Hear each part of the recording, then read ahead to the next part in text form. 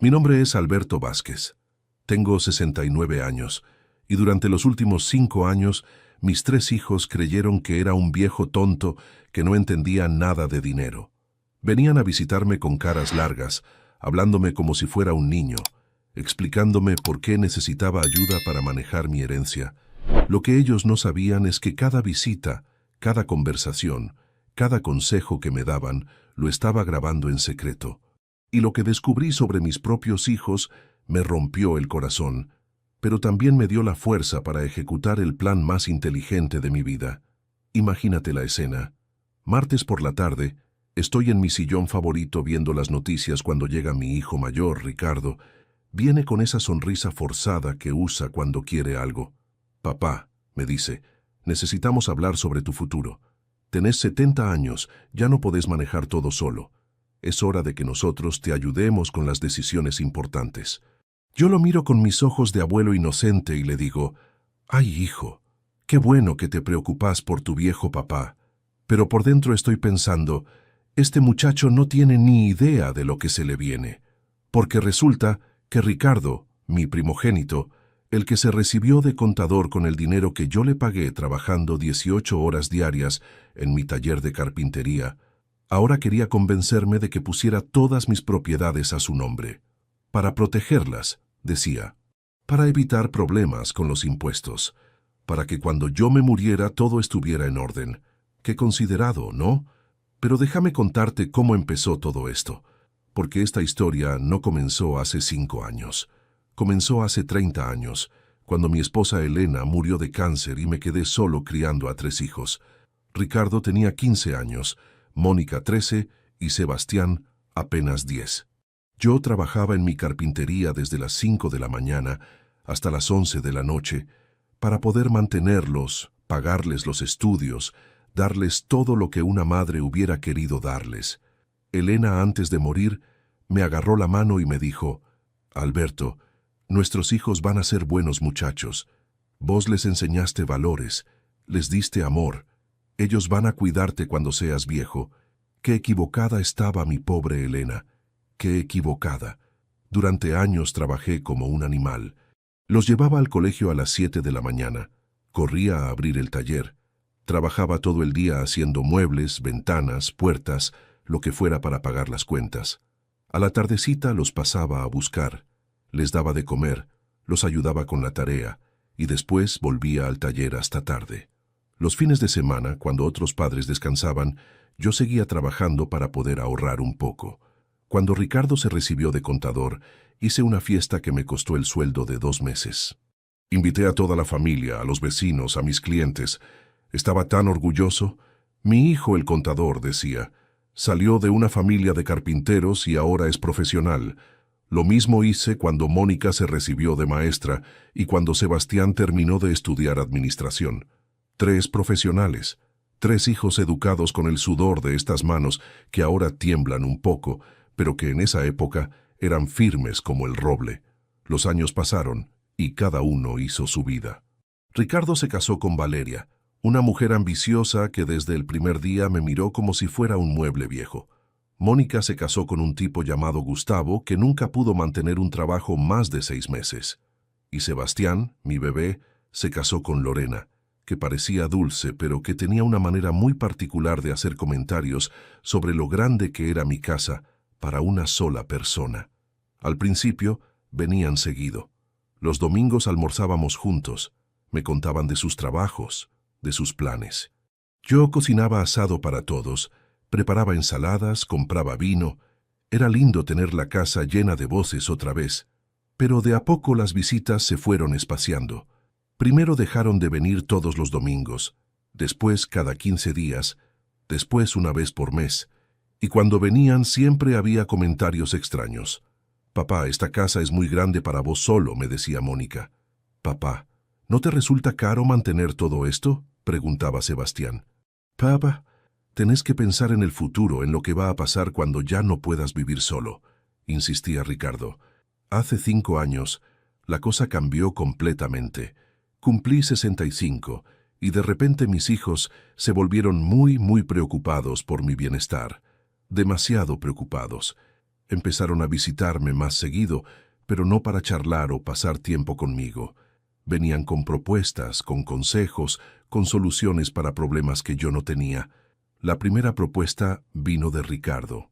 Papá, yo manejo muy bien las finanzas. ¿Por qué no me das poder sobre tus cuentas bancarias?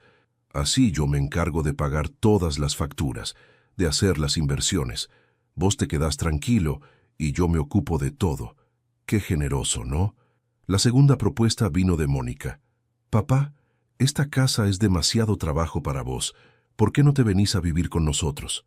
Tenemos un cuartito al fondo que está perfecto para vos, y la casa la podemos alquilar para que tengas un ingreso extra. Qué considerada. La tercera propuesta vino de Sebastián. Papá, vos ya no podés manejar. ¿Por qué no me das el auto a mí? Yo te llevo a donde necesites ir. Y el taller, papá, ya no lo usás. Yo lo puedo usar para mi emprendimiento. ¡Qué emprendedor! Ahí fue cuando empecé a sospechar.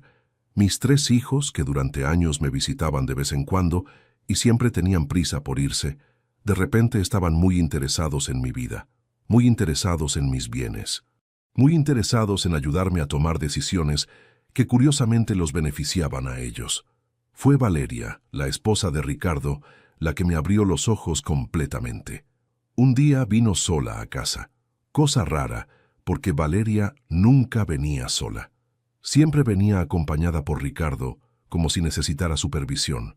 Se sentó en el sillón de enfrente y me habló como si yo fuera su empleado. Alberto, me dijo, vos ya estás viejo. No te ofendás, pero es la realidad. A tu edad, cualquier día te puede pasar algo. Un accidente, una enfermedad, lo que sea. ¿Qué va a pasar entonces con todo lo que tenés? ¿Quién se va a hacer cargo? Los trámites, los impuestos, todo eso es muy complicado para alguien de tu edad. Siguió hablando como si estuviera leyendo un manual. Lo mejor que podés hacer es poner todo a nombre de Ricardo. Él es contador, entiende de estas cosas. Y así cuando pase lo que tenga que pasar, todo va a estar en orden. Sin problemas, sin demoras, sin gastos innecesarios. ¿Gastos innecesarios? ¿Cómo qué gastos?, le pregunté haciéndome el inocente. Ay, Alberto, los abogados, los escribanos, los impuestos de sucesión, todo eso cuesta una fortuna. Si vos ponés todo a nombre de Ricardo ahora, nos ahorramos todos esos problemas. Nos ahorramos. Ahí estaba la palabra clave, nos. No era que Ricardo me quería ayudar, era que ellos querían ahorrarse plata cuando yo me muriera. Esa noche no pude dormir. Me quedé despierto pensando en la conversación con Valeria, repasando todas las visitas de mis hijos en los últimos años, todas las propuestas, todos los consejos, y llegué a una conclusión que me partió el alma. Mis hijos no me visitaban porque me querían, me visitaban porque querían mi herencia. Al día siguiente tomé una decisión que cambiaría todo. Fui a una casa de electrónicos y me compré una grabadora digital pequeña, de esas que se esconden fácilmente.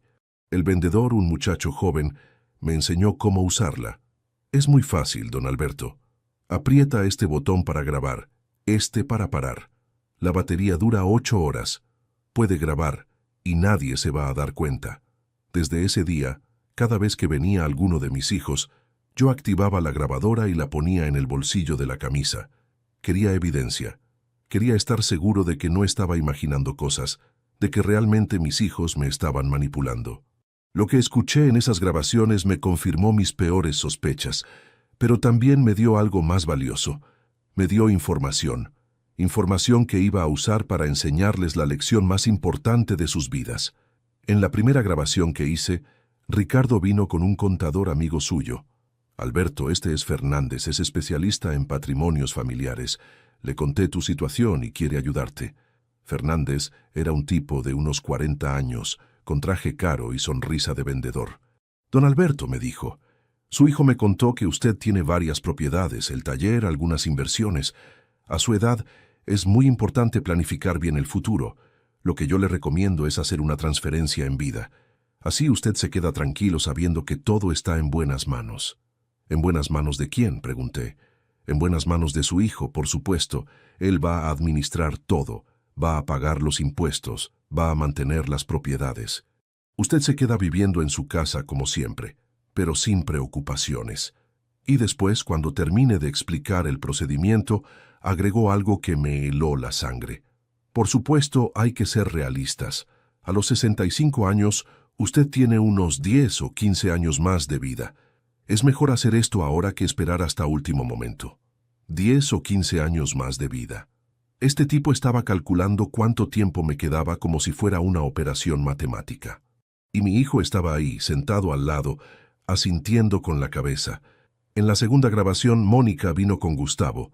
La conversación fue diferente, pero el objetivo era el mismo. Papá, nosotros estamos pasando un momento muy difícil económicamente. Gustavo perdió el trabajo otra vez y no conseguimos nada. Los chicos necesitan útiles para el colegio, ropa, comida. Vos que tenés tanto, ¿no nos podrías ayudar? Claro que sí, hija. Siempre los ayudé y siempre los voy a ayudar. Pero acá viene lo interesante. Gustavo empezó a hablar.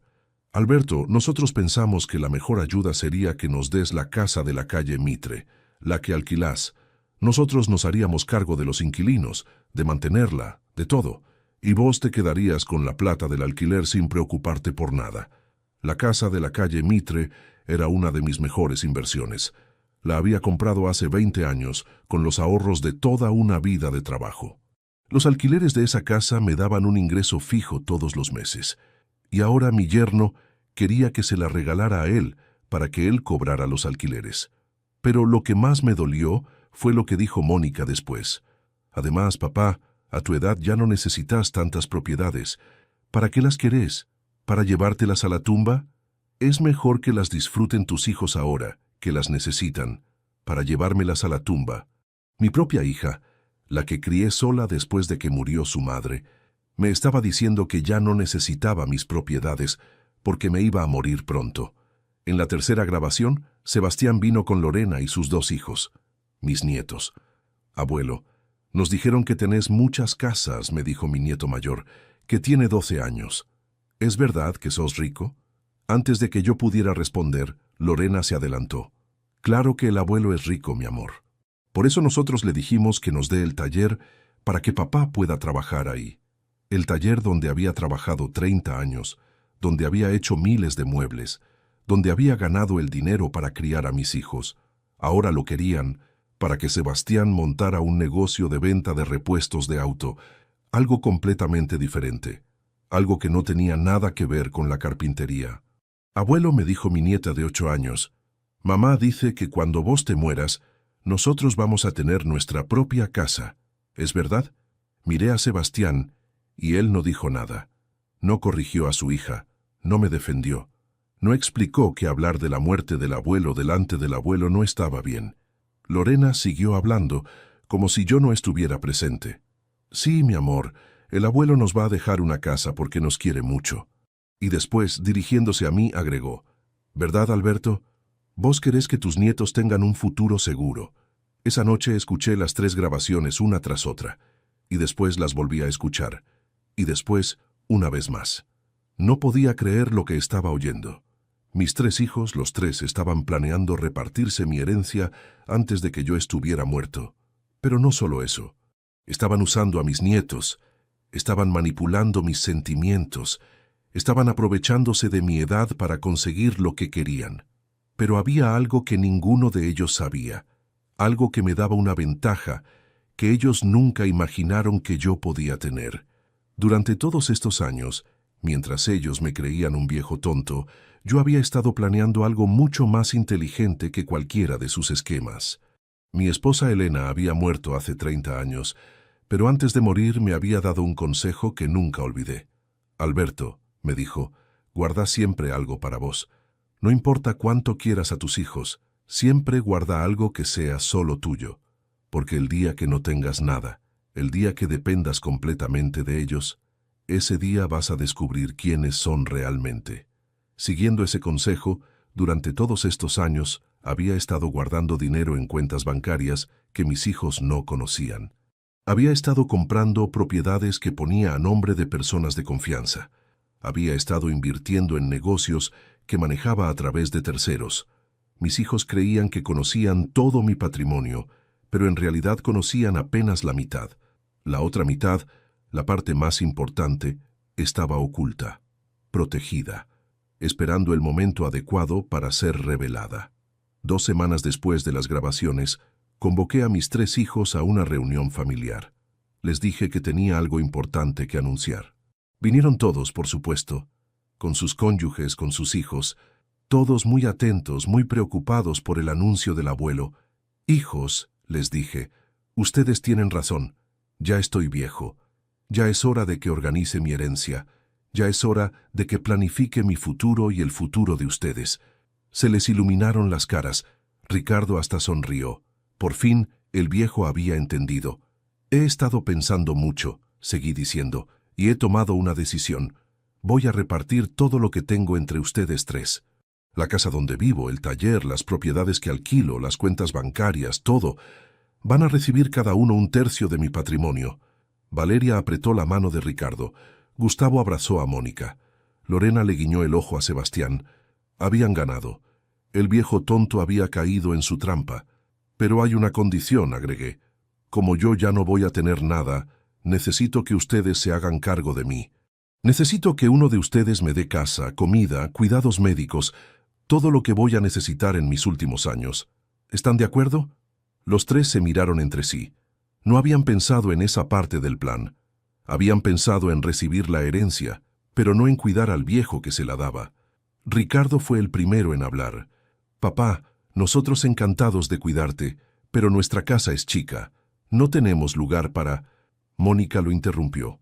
«Nosotros tampoco podemos, papá. Con Gustavo sin trabajo y los chicos...» Sebastián agregó. «Nosotros estamos igual, papá. La casa es muy chica, y Lorena está embarazada otra vez. Ninguno quería cuidarme. Todos querían mi plata, pero ninguno quería al viejo que venía con la plata». «Está bien», les dije, «entiendo. Entonces vamos a hacer otra cosa. Yo voy a vender todo y me voy a ir a vivir a un geriátrico de primera categoría. Con lo que saque de la venta, voy a pagar mi estadía allá hasta que me muera. Y lo que sobre, si es que sobra algo, lo van a heredar ustedes». Otra vez se miraron entre sí, pero esta vez con cara de preocupación. Si yo vendía todo y me iba a un geriátrico caro, la herencia se iba a reducir considerablemente, o directamente iba a desaparecer. «No, no, papá», dijo Ricardo rápidamente. «No hace falta que hagas eso. Nosotros te vamos a cuidar, nos vamos a organizar, 1 semana cada uno o 1 mes cada uno, como sea más cómodo para vos». «¿En serio?», pregunté. «¿Están seguros de que me quieren cuidar? Porque cuidar a un viejo no es fácil. Hay que darle la medicación a horario, acompañarlo al médico, ayudarlo a bañarse cuando ya no puede solo, cambiarle los pañales cuando sea necesario». La cara de Valeria se descompuso. Los pañales no estaban en sus planes. Gustavo empezó a rascarse la cabeza. Lorena miraba para otro lado. «Bueno», dijo Mónica con voz temblorosa, Nosotros vamos a encontrar la manera. Lo importante es que estés bien cuidado». «Perfecto», les dije. «Entonces mañana vamos todos al escribano y hacemos el traspaso de propiedades. Y pasado mañana empiezo a vivir con Ricardo. 1 semana con cada uno, como dijeron. Esa noche ninguno de mis hijos durmió bien. Lo sé porque todos me llamaron por teléfono a diferentes horarios con excusas para postergar la firma. Papá, ¿no te parece que estamos apurando las cosas? Papá, ¿no querés pensarlo un poco más? Papá, ¿no sería mejor consultar con un abogado?» Al día siguiente los cité otra vez. Esta vez solo a ellos, sin los cónyuges ni los nietos. «Hijos», les dije, «anoche estuve pensando y me di cuenta de algo. Ustedes no me quieren cuidar realmente, ¿verdad? Vienen a visitarme porque quieren mi herencia, pero la idea de tenerme viviendo en sus casas los asusta». Los 3 empezaron a protestar al mismo tiempo. «No, papá, eso no es cierto. Papá, claro que te queremos cuidar. Papá, ¿cómo podés pensar eso?» Levanté la mano para que se callaran, y después saqué la grabadora del bolsillo. «¿Saben qué es esto?», les pregunté. «Es una grabadora, y en esta grabadora tengo registradas todas las conversaciones que tuvimos en las últimas semanas, todas las propuestas que me hicieron, todos los consejos que me dieron, todos los planes que tienen para mi patrimonio». Ricardo se puso blanco. Mónica empezó a temblar. Sebastián no podía mirarme a los ojos. «¿Quieren escuchar algunas partes? Pregunté mientras manipulaba la grabadora. Aquí está Valeria explicándome que yo ya estoy viejo y que cualquier día me puede pasar algo. Aquí está Gustavo pidiendo que le regale la casa de la calle Mitre. Aquí está Lorena diciéndole a mi nieta que cuando yo me muera van a tener su propia casa. Apagué la grabadora y los miré fijamente. ¿Saben lo que duele más? No es que quieran mi plata. Es que hablen de mi muerte como si fuera algo inminente, como si ya estuviera esperando que me muera para poder cobrar. Ricardo trató de hablar. Papá, vos no entendés. Nosotros no quisimos decir eso. Nosotros te queremos, pero también pensamos en el futuro, en lo práctico. Lo práctico, interrumpí. ¿Saben qué es lo práctico, hijos? Lo práctico es que durante 30 años trabajé como un esclavo para darles todo lo que necesitaban. Lo práctico es que pagué sus estudios, sus casamientos, los gastos de sus hijos. Lo práctico es que nunca les pedí nada a cambio, solo que fueran buenas personas. Me levanté del sillón y caminé hasta la ventana. Afuera estaba empezando a llover. Una lluvia fina que mojaba lentamente el jardín que Elena había plantado antes de morir. Pero hay algo que ustedes no saben, seguí diciendo sin darme vuelta. Algo que nunca les conté porque pensé que no era necesario. Ustedes creen que conocen todo mi patrimonio. Creen que las propiedades que ven, las cuentas bancarias que conocen, el taller, esta casa, es todo lo que tengo. Pero se equivocan. Me di vuelta para mirarlos. Tenían cara de confusión. Durante todos estos años, mientras ustedes me creían un viejo tonto, yo estuve invirtiendo, comprando, ahorrando. Tengo propiedades que ustedes no conocen. Tengo cuentas bancarias en otros bancos. Tengo inversiones que manejo a través de terceros. Lo que ustedes conocen de mi patrimonio es apenas la mitad. Ricardo se puso de pie. ¿Qué querés decir, papá? ¿Tenés más plata de la que pensamos? Mucha más, hijo, mucha más. Pero después de escuchar estas grabaciones, después de descubrir que ustedes solo me ven como una fuente de ingresos, he decidido hacer algunos cambios en mis planes. Saqué una carpeta que tenía preparada sobre la mesa. En esta carpeta están los papeles de una fundación que acabo de crear. Se llama Fundación Elena Vázquez, en honor a su madre. Esta fundación se va a dedicar a ayudar a abuelos abandonados, a gente mayor que necesita cuidados y no tiene familia que los apoye. ¿Abuelos abandonados?, preguntó Mónica con voz quebrada. Exacto, hija. Abuelos como yo. Abuelos que tienen hijos que solo se acuerdan de ellos cuando necesitan algo. A esta fundación le voy a donar el 70% de mi patrimonio total. El patrimonio real, no el que ustedes conocían. Sebastián se agarró la cabeza con las manos. Papá, no podés hacer eso. Nosotros somos tu familia. Sí, son mi familia. Y por eso el 30% restante se lo voy a dejar a ustedes. 10% para cada uno. Alcanza para que vivan cómodamente, pero no alcanza para que se vuelvan millonarios sin trabajar. Pero hay condiciones, agregué. Van a recibir su herencia solo si cumplen con ciertos requisitos durante los próximos 10 años. Primero, tienen que visitarme al menos una vez por semana. Visitas reales, no de 5 minutos para preguntar si necesito algo. Visitas de verdad, para charlar, para pasar tiempo juntos. Segundo, tienen que incluirme en las celebraciones familiares. Cumpleaños, navidades, reuniones. No quiero ser el abuelo que aparece solo en las fotos y después se tiene que ir temprano porque molesta. Tercero, tienen que demostrar que realmente se preocupan por mí como persona, no como fuente de dinero. Quiero conocer a mis nietos. Quiero que ellos me conozcan a mí. Quiero sentir que formo parte de sus vidas. Y cuarto, la más importante, si en algún momento durante estos 10 años yo necesito cuidados especiales, uno de ustedes se tiene que hacer cargo. Sin excusas, sin pretextos, sin derivarme a un geriátrico para sacarse el problema de encima. Si cumplen con estas 4 condiciones durante 10 años, van a recibir su herencia cuando yo me muera. Si no las cumplen, su parte también va a ir a la fundación. Ricardo estaba rojo de bronca. Papá, eso es chantaje. No, hijo, eso es justicia. Durante años ustedes me hicieron chantaje emocional para conseguir mi plata. Ahora yo les doy la oportunidad de demostrar que realmente me quieren. Mónica empezó a llorar. Papá, vos no entendés nuestra situación. Nosotros tenemos problemas económicos, necesitamos... Entiendo perfectamente su situación, hija. Por eso les voy a dar algo ahora mismo. A cada uno de ustedes le voy a dar 50,000 pesos, efectivo, para que resuelvan sus problemas inmediatos. Saqué 3 sobres que tenía preparados y los puse sobre la mesa. Pero esto es un regalo, no un adelanto de herencia, y viene con una condición más. Si vuelven a pedirme dinero en los próximos 5 años, pierden automáticamente su derecho a la herencia. Sebastián agarró su sobre con manos temblorosas. Papá, 50,000 pesos no es mucha plata. Tenés razón, hijo, no es mucha plata. Pero es más de lo que yo tenía cuando empecé a trabajar para mantenerlos a ustedes, y es más de lo que merecen después de lo que descubrí en estas grabaciones. Me senté otra vez en mi sillón.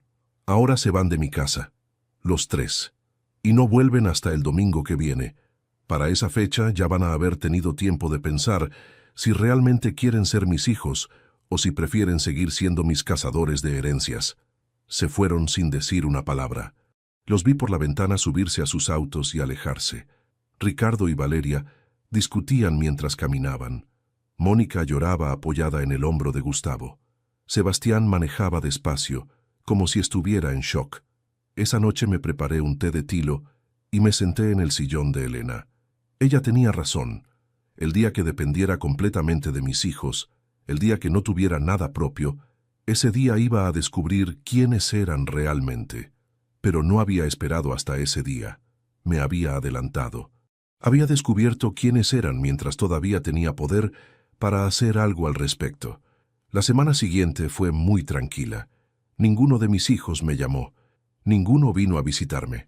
Supuse que estaban procesando la información, hablando con sus esposos, calculando si valía la pena cumplir con mis condiciones por el 10% de la herencia. El domingo llegaron puntuales a las 3 de la tarde, los 3 juntos, como si hubieran coordinado, pero esta vez venían con una actitud diferente, sin las sonrisas falsas, sin los abrazos calculados. Venían serios, como adultos que habían tomado una decisión importante. «Papá», dijo Ricardo, «estuvimos hablando toda la semana. Al principio estábamos enojados. Sentíamos que nos habías tendido una trampa, que nos habías engañado haciéndote el inocente mientras nos grababas en secreto. Pero después empezamos a escucharnos a nosotros mismos», siguió Mónica. «Empezamos a recordar las cosas que habíamos dicho, la manera en que habíamos hablado de vos, de tu muerte, de tu dinero, y nos dimos cuenta de que tenías razón». Sebastián se sentó en el borde del sofá. «Papá, nosotros no somos malas personas, pero en algún momento empezamos a verte como una oportunidad, en lugar de verte como nuestro padre. Y eso está mal. Nos dejamos llevar por las presiones económicas», agregó Ricardo, «por los comentarios de nuestras esposas, por la idea de que merecíamos tu dinero solo por ser tus hijos. Pero nunca nos preguntamos qué merecías vos». Me quedé callado, esperando a que siguieran hablando. Habían venido preparados con un discurso y yo quería escucharlo completo antes de responder. «Papá», dijo Mónica, «queremos pedirte perdón, no por querer tu herencia, eso es natural, sino por la manera en que lo hicimos, por tratarte como si fueras un obstáculo, como si tu vida ya no importara, como si solo fueras valioso por lo que podías darnos. Queremos intentar cumplir con tus condiciones», dijo Sebastián, «no por el dinero, sino porque nos dimos cuenta de que perdimos a nuestro padre en algún momento del camino, y queremos recuperarlo». Los miré durante un largo rato. Se veían sinceros, pero ya había aprendido que mis hijos podían ser muy convincentes cuando necesitaban algo. Esta vez iba a ser diferente. Esta vez no me iba a guiar por las palabras, sino por los hechos. «Está bien», les dije. «Vamos a intentarlo, pero sepan que voy a estar muy atento. Durante 30 años confié en ustedes ciegamente. Ahora van a tener que ganarse esa confianza otra vez». Y así empezó lo que yo llamo mi experimento social. Porque eso es lo que era, un experimento para ver si mis hijos realmente podían cambiar, si realmente podían volver a verme como su padre, en lugar de verme como su herencia. Los primeros meses fueron incómodos. Venían los domingos como habían prometido, pero las conversaciones eran forzadas. Se notaba que estaban cumpliendo con una obligación. Preguntaban por mi salud, comentaban el clima, me contaban superficialmente sobre sus trabajos, pero había una distancia, como si hubiera un vidrio invisible entre nosotros. Ricardo traía a Valeria, pero ella apenas me dirigía la palabra. Se quedaba revisando el teléfono durante toda la visita. Era obvio que no quería estar ahí. Mónica venía con Gustavo y los chicos, pero Gustavo parecía estar contando los minutos para irse. Sebastián venía con Lorena, pero ella se la pasaba haciendo comentarios sobre lo grande que era la casa para una sola persona. Yo los observaba, los estudiaba. Después de cada visita anotaba en un cuaderno todo lo que había pasado, todo lo que habían dicho, cómo se habían comportado. Era como un científico estudiando el comportamiento de sus sujetos de prueba. 3 meses después del ultimátum, Ricardo llegó un domingo con cara de preocupación. «Papá, necesito contarte algo.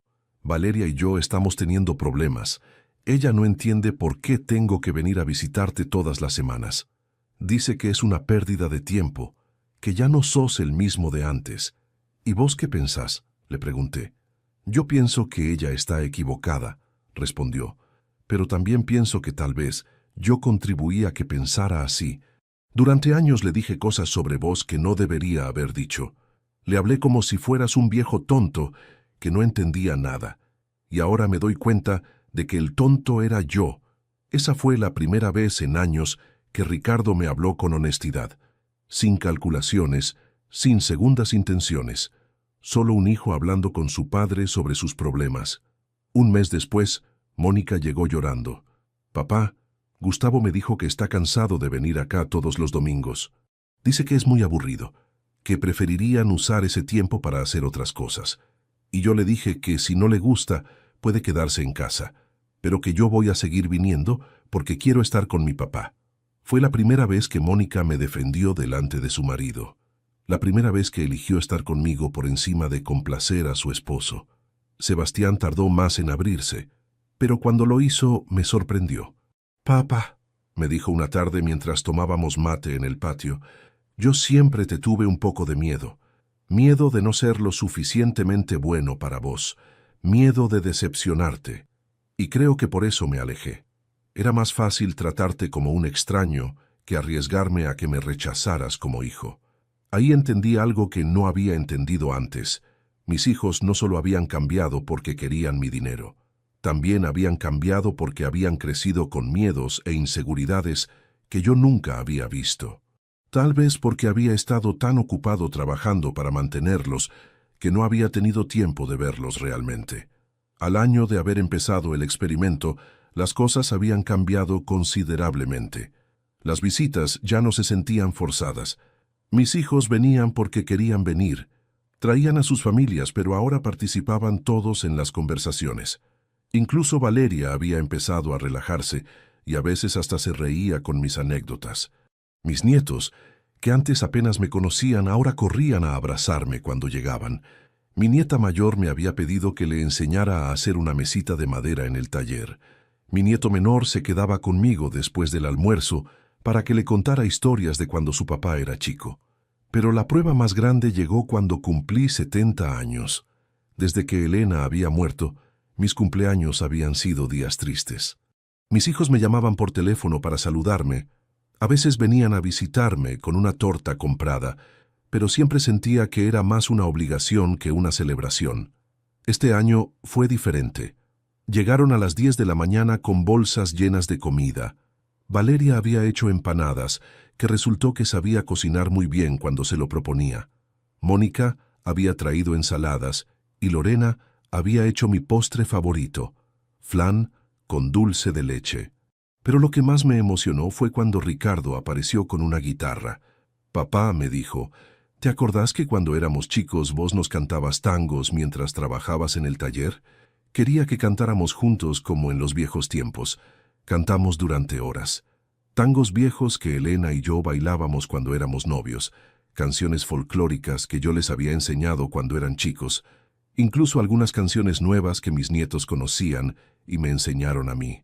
Esa noche, cuando todos se fueron, me quedé sentado en el sillón de Elena pensando que tal vez había valido la pena todo lo que había pasado. Tal vez perder a mis hijos por un tiempo había sido necesario para recuperarlos de verdad, pero la prueba definitiva llegó 2 años después del ultimátum. Me resbalé en el baño y me fracturé la cadera. Fue un accidente tonto, pero a mi edad cualquier fractura es seria. Tuve que estar internado 3 semanas y después necesité rehabilitación en casa durante 2 meses.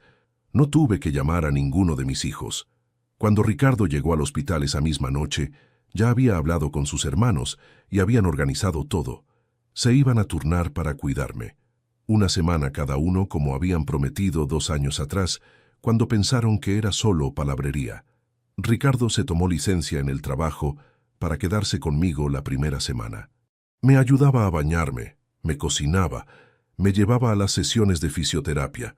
Valeria venía después del trabajo y me hacía compañía mientras Ricardo descansaba. Mónica se mudó temporalmente a mi casa durante su semana. Gustavo, que había conseguido un trabajo estable, venía todas las noches después del trabajo para ayudar con lo que hiciera falta. Mis nietos hacían la tarea en mi mesa mientras Mónica me preparaba la cena. Sebastián se las ingenió para trabajar desde mi casa durante su semana. Instaló su computadora en el comedor y entre reunión y reunión me ayudaba con los ejercicios de rehabilitación. Lorena, que estaba embarazada de 7 meses, venía igual todos los días para asegurarse de que tuviera todo lo que necesitaba. Durante esos 2 meses entendí que mis hijos realmente habían cambiado. No me cuidaban porque esperaran una recompensa. Me cuidaban porque me querían, porque habían vuelto a verme como su padre. Una tarde, mientras Mónica me ayudaba con los ejercicios de fisioterapia, me dijo algo que me llegó al alma. Papá, estos 2 años fueron los mejores que tuvimos juntos desde que murió mamá. Me siento como si hubiera recuperado a mi papá. Y yo me siento como si hubiera recuperado a mi hija. ¿Sabes qué hice después de esa conversación? Llamé a mi abogado y modifiqué mi testamento. El porcentaje que iba para la fundación se redujo del 70 al 50%. El porcentaje que iban a recibir mis hijos aumentó del 10 al 17% cada uno. No se lo dije. Era una sorpresa que iban a descubrir cuando llegara el momento, pero sentía que se lo habían ganado, no solo por cumplir con las condiciones que les había puesto, sino por haberme demostrado que realmente habían recuperado el amor por su padre. Ahora tengo 75 años y puedo decir que estos últimos 5 años fueron los mejores desde que murió Elena. Mis hijos me visitan porque quieren visitarme. Mis nietos me conocen de verdad y yo los conozco a ellos. Formo parte de las celebraciones familiares, de las decisiones importantes, de la vida cotidiana de mis hijos. La fundación que creé en honor a Elena está funcionando muy bien. Ayudamos a más de 200 abuelos que viven en situaciones difíciles. Tenemos un programa donde voluntarios visitan a ancianos solos, otro donde proporcionamos cuidados médicos gratuitos y otro donde ayudamos a reunir familias que se han distanciado. El trabajo en la fundación me dio un propósito nuevo en la vida. Me levanto todas las mañanas sabiendo que puedo hacer algo útil, algo que va a ayudar a gente que está pasando por lo que yo podría haber pasado si no hubiera tomado las decisiones que tomé. La fundación tiene su sede en el edificio donde antes funcionaba mi viejo taller de carpintería. Lo remodelé completamente, pero dejé una parte con las herramientas originales para recordar de dónde vengo. Ahí es donde recibimos a las familias que vienen a pedir ayuda, donde organizamos las reuniones con los voluntarios, donde planeamos los programas. Uno de los casos más emotivos que tuvimos fue el de don Aurelio, un señor de 82 años cuyos hijos lo habían abandonado en un geriátrico público y nunca más fueron a visitarlo. Cuando nos enteramos de su situación, lo sacamos de ahí y lo llevamos a una residencia digna. Pero más importante aún, a través de nuestros contactos encontramos a una familia de voluntarios que lo adoptó como abuelo. Ahora don Aurelio pasa los domingos con esa familia, juega con los nietos que nunca tuvo, los ayuda con la tarea, les cuenta historias. Los fines de semana viene a la fundación a ayudar con las actividades para otros abuelos solos. Es increíble ver cómo una persona puede renacer cuando encuentra gente que la valora. También está el caso de doña Mercedes, una señora de 75 años que vivía sola en una casa grande porque su única hija se había ido a vivir al extranjero y prácticamente se había olvidado de ella. A través de nuestro programa de acompañamiento, doña Mercedes conoció a otras señoras en situación similar y formaron lo que ellas llaman su familia elegida. Ahora viven las 4 juntas en una casa que compramos especialmente para casos como este. Se acompañan, se cuidan mutuamente, celebran juntas los cumpleaños y las fiestas. Tienen una cocinera que viene durante el día y una enfermera que las visita regularmente. Pero lo más importante es que ya no están solas. Cuando veo estos casos, cuando veo cómo gente que había perdido la esperanza vuelve a sonreír, entiendo que mi decisión de crear la fundación fue acertada. No solo ayudo a otros, sino que cada historia me recuerda lo afortunado que soy de haber recuperado a mis propios hijos.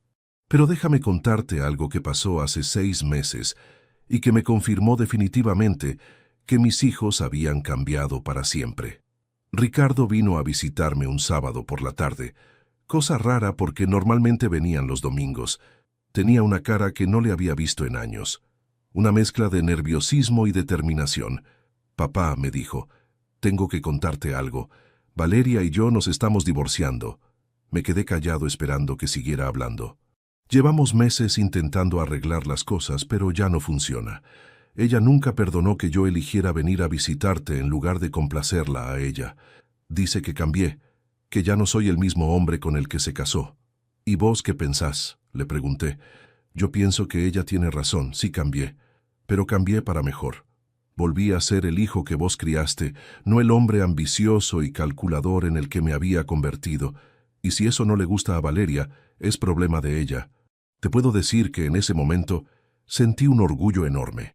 Mi hijo había elegido ser una mejor persona aunque eso le costara su matrimonio. Había elegido los valores por encima de la conveniencia. «Pero hay algo más», siguió diciendo Ricardo. «Los niños van a vivir conmigo. Valeria no quiso pelear la custodia porque dice que criar hijos es muy caro y ella quiere rehacer su vida sin complicaciones. Así que mis nietos van a necesitar mucho amor y contención, y yo quiero que vos seas parte de eso».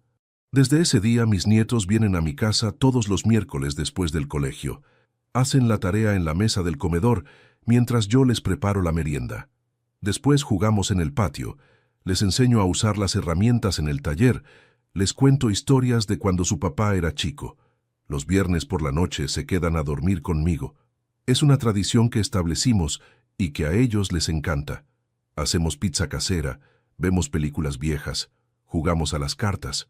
Los sábados por la mañana me acompañan a la fundación y ayudan con las actividades para otros niños que vienen a visitar a sus abuelos adoptivos.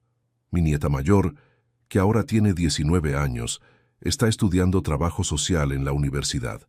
Me dice que se inspiró en la fundación, que quiere trabajar ayudando a familias en situaciones difíciles.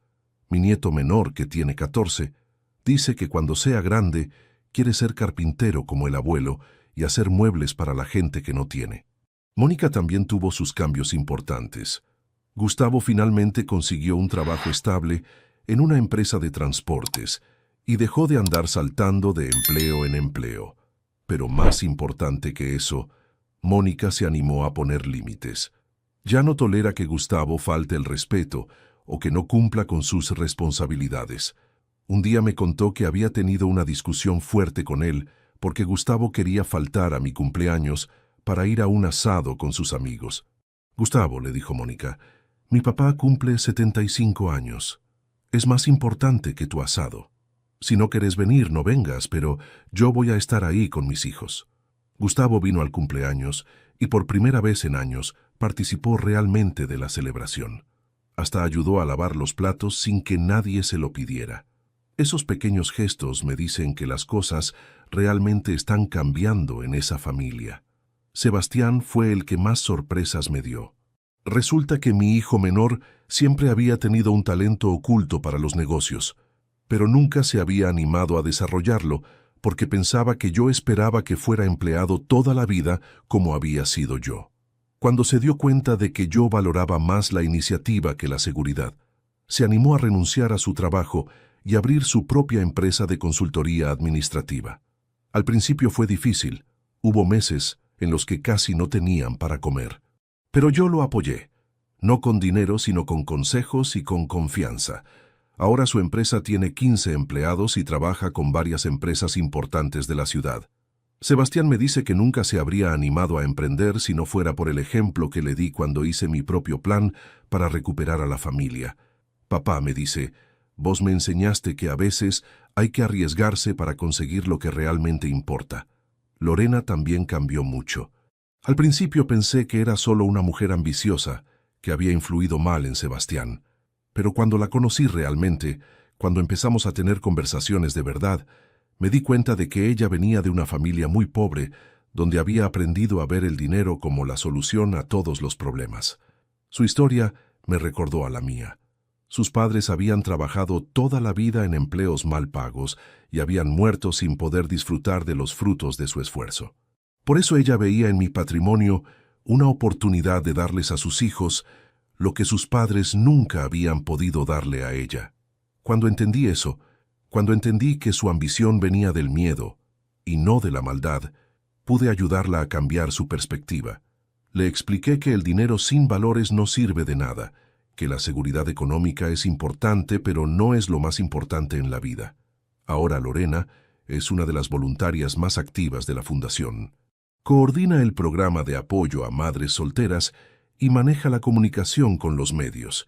Tiene una habilidad natural para conectar con la gente y para explicar la misión de la Fundación de manera que toque el corazón de las personas. Hace 3 meses organizamos una cena benéfica para recaudar fondos y Lorena fue la encargada de conseguir los sponsors. Logró que donaran desde la comida hasta el lugar, pasando por la música y la decoración. La cena fue un éxito total y pudimos recaudar suficiente dinero para abrir una nueva sede de la Fundación en un barrio carenciado. Todo esto me confirma que las personas pueden cambiar cuando tienen la motivación correcta y cuando encuentran un propósito que va más allá de sus propios intereses. Mis hijos no solo cambiaron su relación conmigo, sino que se convirtieron en mejores personas en general.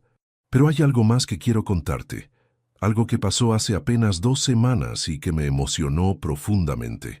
Recibí una carta de Valeria, la exesposa de Ricardo, una carta que nunca esperé recibir. En esa carta me pedía perdón por la manera en que me había tratado durante todos los años de su matrimonio con Ricardo. Me decía que ahora, después de separarse, se daba cuenta de que había estado ciega por la ambición y había perdido de vista lo que realmente importaba. También me contaba que había empezado terapia psicológica y que su terapeuta le había ayudado a entender que su actitud hacia mí venía de problemas no resueltos con su propio padre, que había muerto cuando ella era joven sin que hubieran podido arreglar una pelea que habían tenido. Al final de la carta, me preguntaba si alguna vez podríamos tener una conversación, no para volver con Ricardo, sino para cerrar esa etapa de una manera sana. Me decía que quería que sus hijos tuvieran una relación sana con todos sus abuelos, incluyéndome a mí, y que para eso ella necesitaba hacer las paces conmigo. La llamé esa misma tarde. Hablamos durante casi 2 horas. Me pidió perdón con lágrimas en los ojos. Me explicó sus miedos, sus inseguridades, las presiones que había sentido. Y yo, que había aprendido tanto sobre el perdón en estos años, le dije que la perdonaba. No significa que vayamos a ser amigos íntimos, pero sí significa que ahora mis nietos pueden tener una relación normal con su madre sin sentir que tienen que elegir bandos. Y eso es lo que realmente importa. Todo esto me enseñó algo fundamental. Cuando uno actúa desde el amor y la sabiduría, cuando uno pone límites claros pero sin odio, cuando uno enseña con el ejemplo en lugar de solo criticar, las cosas pueden cambiar de maneras que uno nunca imaginó. Mi plan original era solo recuperar el respeto de mis hijos, pero terminó siendo mucho más que eso. Terminó siendo una transformación completa de toda la familia. Una transformación que va a durar generaciones porque mis nietos están creciendo con valores sólidos, con respeto por los mayores, con la certeza de que la familia es más importante que el dinero. Ahora quiero contarte algo que me pasó la semana pasada y que me hizo reflexionar sobre todo este camino que recorrimos juntos como familia. Estaba en la fundación revisando los informes mensuales cuando apareció una mujer joven, de unos 30 años, con 2 niños pequeños. Me dijo que se llamaba Patricia y que había escuchado hablar de la fundación a través de una vecina. Su historia me resultó familiar. Había perdido a su marido en un accidente de trabajo y ahora estaba sola criando a 2 hijos pequeños sin ayuda de nadie. Los padres de ella habían muerto cuando era joven y los suegros la culpaban por la muerte de su hijo. Pero lo que más me impactó fue cuando me contó por qué había venido específicamente a verme a mí. Alberto, me dijo, mi vecina me contó que usted tuvo problemas familiares y los resolvió de una manera muy inteligente. Yo tengo un problema con mi suegra, que no para de decirme que soy una mala madre, que no puedo criar sola a los chicos, que debería darle la custodia a ella. Mi suegra tiene dinero, siguió explicando Patricia, y amenaza con usar ese dinero para quitarme a mis hijos. Dice que ella puede darles una mejor vida, mejores colegios, mejores oportunidades, y yo tengo miedo de que un juez le dé la razón, porque efectivamente yo no tengo los recursos económicos que ella tiene. Cuando escuché esa historia, sentí que el destino me estaba poniendo una prueba. Aquí tenía a una mujer que estaba pasando por una situación similar a la que yo había vivido. Alguien con poder económico tratando de usar ese poder para controlar y manipular a la familia. Patricia, le dije, el dinero no es lo más importante en la crianza de un hijo. Lo más importante es el amor, la presencia, los valores que les transmitís. Pero entiendo que necesitas ayuda práctica para poder demostrarle a un juez que sos capaz de cuidar a tus hijos. A través de la fundación, le conseguimos trabajo en una empresa de limpieza que tiene convenio con nosotros. No era el trabajo de sus sueños, pero le daba un sueldo fijo y la posibilidad de demostrar estabilidad económica. También le conseguimos una beca completa para que sus hijos fueran a un colegio privado. Pero lo más importante fue el asesoramiento legal que le proporcionamos. Nuestro abogado le explicó que tener dinero no es suficiente para ganar la custodia de un menor, que los jueces evalúan principalmente el bienestar emocional de los niños y su vínculo con la madre. 6 meses después, Patricia ganó el juicio. Su suegra no solo perdió la demanda, sino que el juez le prohibió acercarse a los niños sin supervisión, porque durante el proceso se demostró que tenía tendencias manipuladoras y controladoras. Pero lo que más me alegró fue ver cómo Patricia se transformó durante ese proceso. Llegó a la fundación derrotada, sintiendo que no era suficiente como madre. Se fue convertida en una mujer fuerte, segura de sí misma, que había aprendido a defender a su familia sin perder la dignidad. Ahora Patricia trabaja como voluntaria en la fundación, ayudando a otras madres solteras que están pasando por situaciones similares. Su historia se convirtió en una inspiración para muchas mujeres que creían que no tenían opciones cuando alguien con más poder económico las amenazaba. Esta experiencia me confirmó algo que ya intuía. Mi historia no era solo sobre mí y mis hijos. Era una historia universal sobre el poder, la manipulación familiar, la importancia de poner límites y la posibilidad de transformar las relaciones más dañadas cuando hay voluntad de cambio.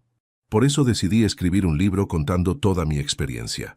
No para quejarme de mis hijos o para presumir de mi plan, sino para ayudar a otras familias que están pasando por situaciones similares. El libro se llama Nunca es tarde para poner límites y se publica el mes que viene. La editorial me dijo que es una historia que va a ayudar mucho a la gente, especialmente a los adultos mayores que se sienten indefensos ante familiares manipuladores. Pero también va a ayudar a hijos adultos que se dan cuenta de que están repitiendo patrones tóxicos y quieren cambiar. Mis hijos fueron los primeros en leer el manuscrito.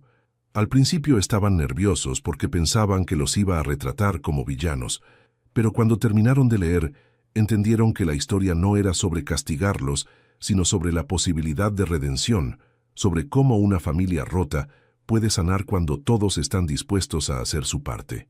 Ricardo me dijo que leer el libro lo ayudó a entender cosas sobre sí mismo que no había visto antes. Sebastián se emocionó cuando leyó la parte donde hablo de lo orgulloso que estoy de su empresa. Mónica lloró cuando leyó el capítulo sobre su trabajo en la fundación. Pero lo que más me emocionó fue cuando mis nietos leyeron el libro. Mi nieta mayor me dijo que ahora entendía por qué a veces yo era tan estricto con ciertos temas, por qué ponía límites que al principio le parecían innecesarios. Abuelo, me dijo, vos nos enseñaste que quererse no significa decir que sí a todo. Mi nieto menor, que ahora tiene 15 años, me sorprendió con su reflexión. Abuelo, me dijo, yo nunca voy a ser como papá era antes. Yo nunca voy a tratarte como si fueras una molestia. Y cuando vos seas muy viejo y necesites cuidados, yo me voy a hacer cargo sin que tengas que pedírmelo. Esas palabras me confirmaron que todo lo que había pasado había valido la pena. No solo había recuperado a mis hijos, sino que había plantado semillas para que las próximas generaciones tuvieran relaciones familiares más sanas. El mes pasado cumplí 76 años. Fue la celebración de cumpleaños más linda que tuve en décadas. No solo vinieron mis hijos con sus familias, sino que también vinieron muchos de los beneficiarios de la fundación, voluntarios que se han convertido en parte de mi familia extendida, y hasta Patricia con sus hijos. Cuando soplé las velitas de la torta, pedí un deseo. No pedí más años de vida, aunque los acepto gustosos si llegan. Pedí que mi historia inspire a otras familias a no darse por vencidas, a creer que siempre es posible cambiar, que siempre es posible recuperar el amor que se perdió. Ahora, cada mañana cuando me despierto, antes de levantarme, me quedo unos minutos en la cama recordando todo lo que pasé para llegar hasta acá. Recuerdo la tristeza que sentía cuando mis hijos solo me visitaban por interés, la decepción cuando descubrí sus verdaderas intenciones, la incertidumbre cuando ejecuté mi plan sin saber si iba a funcionar.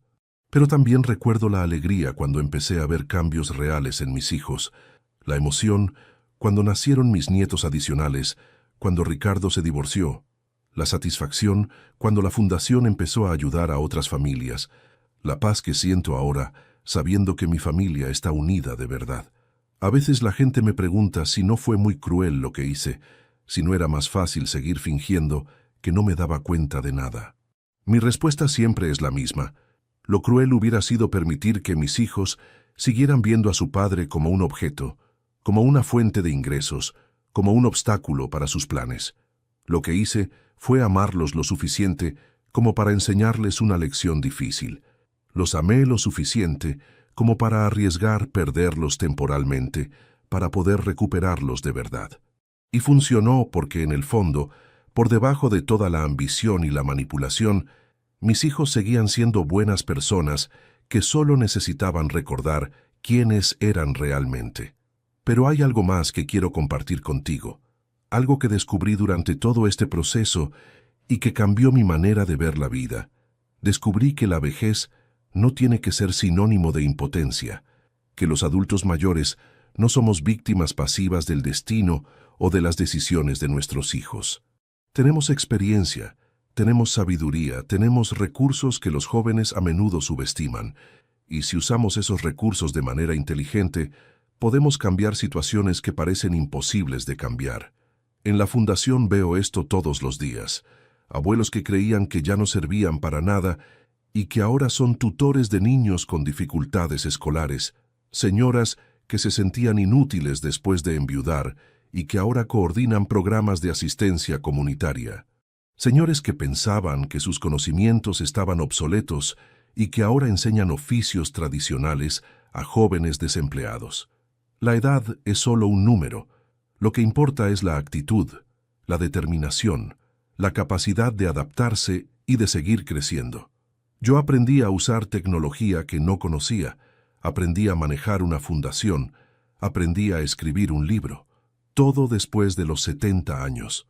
Y vos que me escuchaste hasta acá, que me acompañaste en este viaje, quiero que sepas que tu historia también puede cambiar.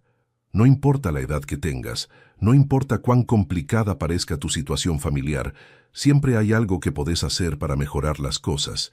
A veces la solución es poner límites, como hice yo. A veces es tener conversaciones difíciles. A veces es buscar ayuda profesional. A veces es simplemente cambiar la manera en que vemos a las personas que queremos. Pero lo más importante es no darse por vencido. No aceptar que las relaciones tóxicas son inevitables. No conformarse con migajas de amor cuando merecemos el amor completo y sincero. La vida es demasiado corta y demasiado valiosa para gastarla en relaciones que nos lastiman. Y nunca, nunca es demasiado tarde para exigir el respeto que merecemos, para enseñar a otros cómo tratarnos, para crear la familia que queremos tener. Contame desde qué ciudad me estás escuchando. Contame si mi historia te hizo reflexionar sobre tus propias relaciones familiares. Contame si tenés una situación similar y necesitas consejos. Pero sobre todo, contame si te animás a hacer los cambios que sabes que tenés que hacer. Porque al final, lo que realmente importa no es cuánto dinero tengamos, no es cuántas propiedades dejemos cuando nos muramos. Lo que realmente importa es cuánto amor verdadero recibimos mientras estamos vivos. Y ese amor, el amor auténtico, el amor sin condiciones, ese no se compra, ese no se hereda, ese se construye día a día con respeto, con tiempo compartido, con gestos sinceros. Ese amor yo lo tengo ahora. Lo tengo con mis hijos que me visitan porque quieren visitarme. Lo tengo con mis nietos que me ven como su héroe. Lo tengo con la familia extendida que creé a través de la fundación. Lo tengo conmigo mismo, porque aprendí a respetarme y a valorarme. Y vos también podés tenerlo. Solo tenés que estar dispuesto a hacer lo que hay que hacer para conseguirlo. Pero lo más importante es que recuperé a mi familia. No porque los haya comprado con dinero o los haya chantajeado con amenazas. Los recuperé porque les enseñé a valorar lo que realmente importa en la vida. Hace un mes, mi nieta mayor, que ahora tiene 18 años, me escribió una carta para el Día del Abuelo. En esa carta me decía que yo era su ejemplo de dignidad, que había aprendido de mí que nunca hay que permitir que te falten el respeto, sin importar quién sea la persona que lo haga. También me decía que cuando tuviera hijos, les iba a enseñar a respetar a sus abuelos como ella había aprendido a respetarme a mí. Eso significa que mi ejemplo va a trascender generaciones, que mis bisnietos van a crecer sabiendo que los abuelos no son estorbos, sino tesoros. El otro día, Ricardo me preguntó si alguna vez me arrepentí de haber hecho lo que hice, si no hubiera sido más fácil seguir fingiendo que no me daba cuenta de sus intenciones y simplemente dejarles toda la herencia cuando me muriera.